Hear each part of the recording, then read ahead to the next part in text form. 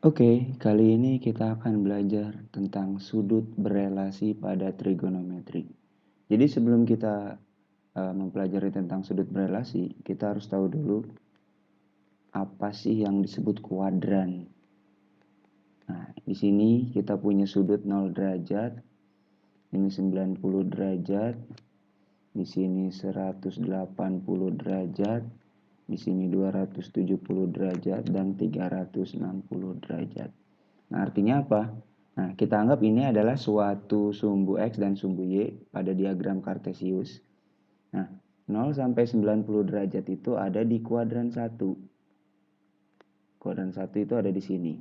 Sedangkan di kuadran 2 itu dari 90 sampai 180 derajat. Kuadran 3 itu 180 sampai 270 derajat. Sedangkan kuadran 4 itu adalah 270 derajat sampai 360 derajat. Nah, yang disebut sudut berelasi itu adalah relasi itu adalah hubungan ya. Nah, ada hubungannya ternyata antara 0 sampai 90, 90 sampai 180, 180 sampai 270 dan 270 sampai 360. Nah, ada dua cara sebetulnya untuk membahas atau konsep-konsep yang ada di dalam sudut berelasi. Kita ambil dulu yang kuadran 1 ya. Nah, kita coba ambil di kuadran 1. Kuadran 1 itu saya sih biasanya mengingatnya bahwa ini adalah sumbu X dan ini adalah sumbu Y. Buat apa sih? Nanti kita coba. Nah, di kuadran 1 itu adalah jika kita punya suatu sin dari alfa ya, sin dari 0 plus alfa itu pasti akan sama dengan sin alfa. Cos dari 0 plus alfa itu tetap menjadi cos alfa.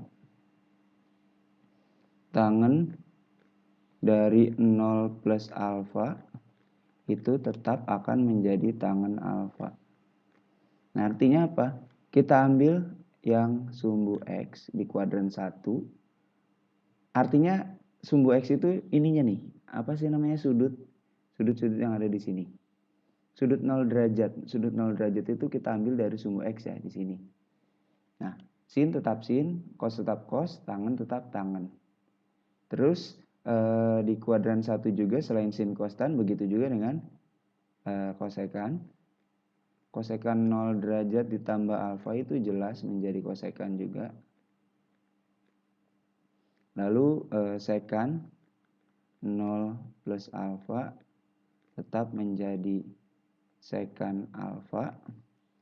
Lalu kotangen dari 0 plus alfa sama dengan tetap menjadi kotangen alfa.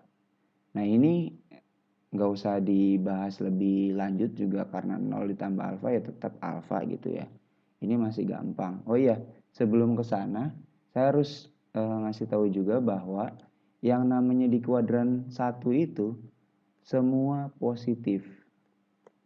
Artinya nilai sin, cos, tangen, kosekan, sekan, dan kotangen ini hasilnya bakal positif.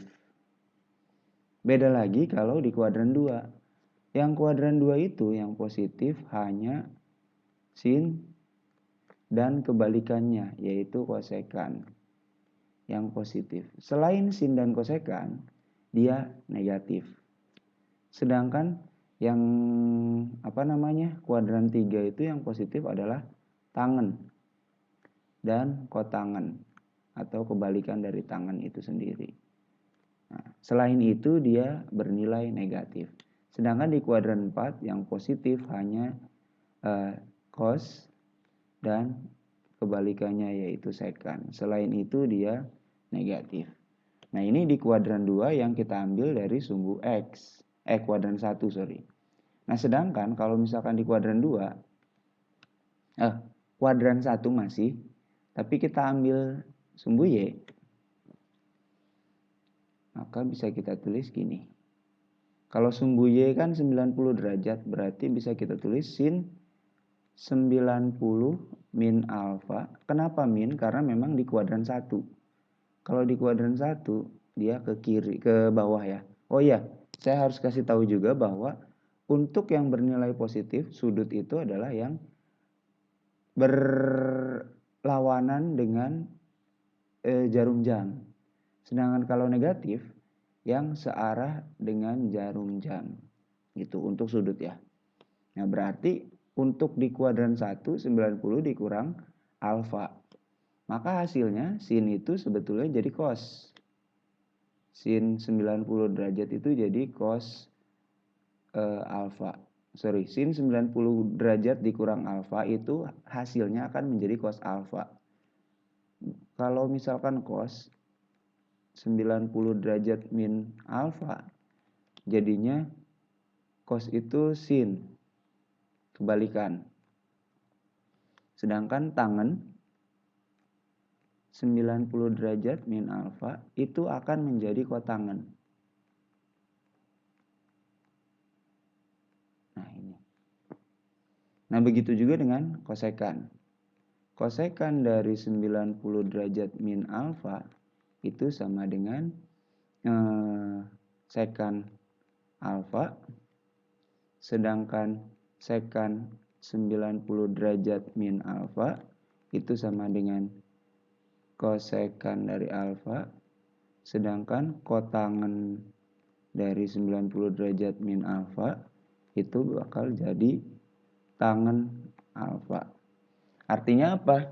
Gini, saya ulas dari awal lagi supaya lebih memudahkan, yaitu pada kuadran 1 ini ada dua cara sudut berelasi yang bisa kita ambil konsepnya. Jika kita mengambil konsep 0 derajat ditambah suatu alfa, itu akan menjadikan sin tetap jadi sin, ya. Jadi alfanya yang diambil hanya alfanya saja. Jadi sin tetap sin, cos tetap cos, tangen tetap tangen. Begitu juga kebalikannya akan tetap kalau kita ambil sudut yang 0. 0 itu adalah yang di sumbu X. Sedangkan kalau kita ambil yang sumbu Y, artinya kalau di kuadran 1 kan dikurang alfa. Nah, sumbu Y itu 90 dikurang alfa, sin akan menjadi cos. Nah, saya buletin deh supaya paham. Sin jadi cos, cos jadi sin,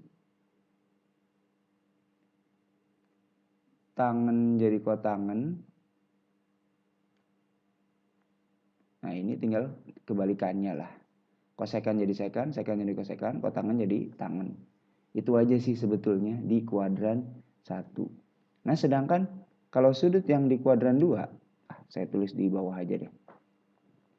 Nah, kuadran 2 itu di sini. Kuadran 2. Kuadran 2 juga sebetulnya ada yang sumbu X, ada yang sumbu Y. Nah, yang sumbu X kita ambil dari yang ini, 180 derajat. Artinya, kalau kita punya sin dari 180 derajat, karena di kuadran 2 itu ke sana, artinya dia itu searah jarum jam, berarti dikurang alfa, maka hasilnya tetap sin. Tetap sin alfa. Lalu kalau misalkan cos 180 dikurang alfa akan menjadi min cos alfa. Cos tetap jadi cos. Kenapa minus? Karena memang dia cos. Sedangkan di kuadran 2 itu yang positif hanya sin dan kosekan. Nah, begitu juga dengan tangen. Tangen dari 180 derajat dikurang alfa, hasilnya akan menjadi min tangen alfa. Kenapa negatif? Karena bukan sin dan bukan sekan tangennya. Begitu juga dengan kosekan. Sorry, itu tadi kosekan ya. Kosekan dari 180 dikurang alfa itu akan menjadi kosekan tetap alfa, karena dia kosekan jadinya positif, sedangkan sekan dari 180 min alfa hasilnya adalah min sekan alfa, sedangkan kotangen dari 180 min alfa itu hasilnya akan menjadi min kotangen dari alfa. Nah, itu untuk sumbu sumbu X yang diambil, yaitu 180 derajat. Nah, bagaimana kalau sumbu Y yang kita ambil? Nah, sumbu Y di sini otomatis kita bisa ambil yang 90 derajat. Lagi-lagi yang 90 derajat, yang berhubungan dengan kuadran 2. Nah, kuadran 2 90 derajat karena dia berlawanan dengan jarum jam, maka dia nanti ditambah. Kita ambil di sini deh. Sin dari 180 itu untuk yang sumbu X. Yang sumbu Y itu 90 plus alfa. Maka hasilnya akan menjadi 90 plus alfa itu jadinya cos alfa. Sin jadi cos, tetap sama konsepnya, sama dengan kuadran 1. Jadi sin jadi cos. Sedangkan cos dari 90 plus alfa itu hasilnya adalah min sin alfa. Nah, pertanyaannya adalah kenapa sin jadi cos, cos jadi min sin, sedangkan di sini sin itu adalah positif di kuadran 2. Nah, sebetulnya yang ini, yang positif itu yang diambil yang awal, yang ininya nih. Kalau awalnya sin, jadinya positif. Gitu. Selain itu ya negatif lah. Sedangkan begitu juga dengan tangen. Tangen dari 90 derajat plus alfa akan menjadi min tangen alfa. Begitu juga dengan kosekan. Kosekan dari 90 derajat plus alfa. Tangen jadi kotangen ya harusnya ya. Mana nih? Nah, ini harusnya jadi kotangen ya. Sampai lupa. Nah, jadi di sini akan menjadi kotangen. Nah, kalau kosekan jadi sekan alfa. Nah, kosekan juga sama positif ya. Sedangkan sekan dari 90 plus alfa itu hasilnya akan menjadi min kosekan alfa. Begitu juga dengan kotangen dari 90 plus alfa akan menjadi min tangen dari alfa. Bagaimana untuk di kuadran 1 dan kuadran 2 sudut berelasi? Mudah kan?